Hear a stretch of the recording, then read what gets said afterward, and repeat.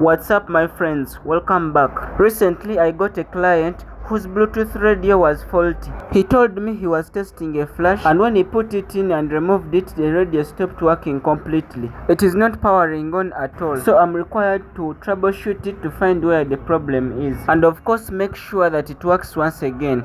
If you are new here, consider subscribing and don't forget to like the video. So I have to start by disassembling it. I used the screwdriver to remove this upper metallic stuff.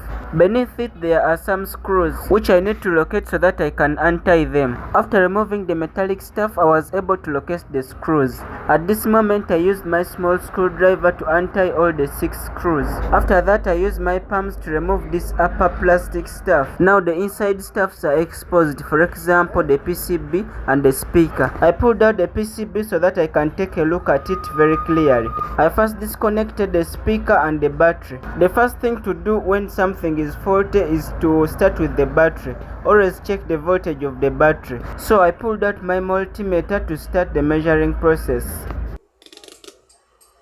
I switched the knob to DC voltage measuring scale. I placed the black wire of the multimeter to the ground plates of the PCB. Then I connected the positive wire to the VCC of the PCB. The multimeter measured around 4.14 volts, which indicates that the battery contains a healthy voltage. Therefore, it is not the culprit causing the PCB not to work. So the battery is ruled out. It is like we are using elimination method. Next, I turned the knob of the multimeter to continuity mode.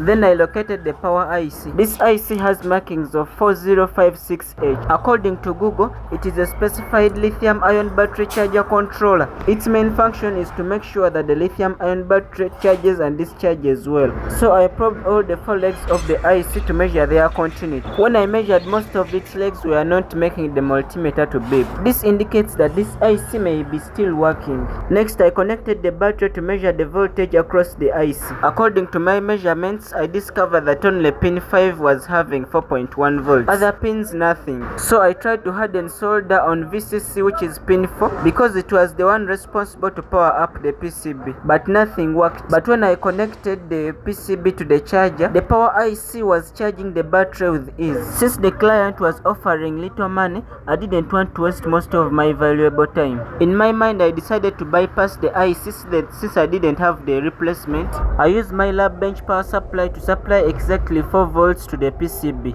I discovered the diode that connects directly to the IC that powers, which is called the control IC, which powers the whole radio to start working. So I connected a wire in front of it when it is reverse biased to prevent current flowing backwards, and then I connected another negative terminal to the ground.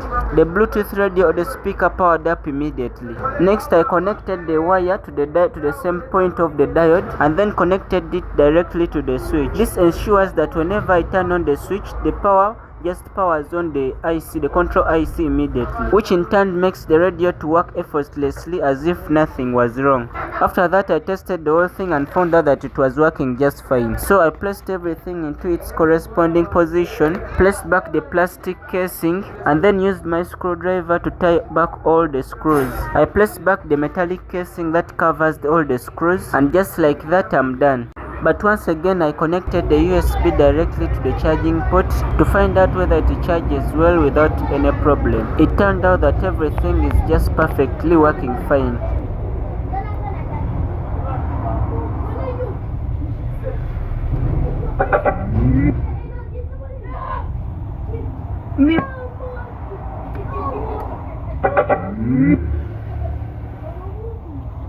Music.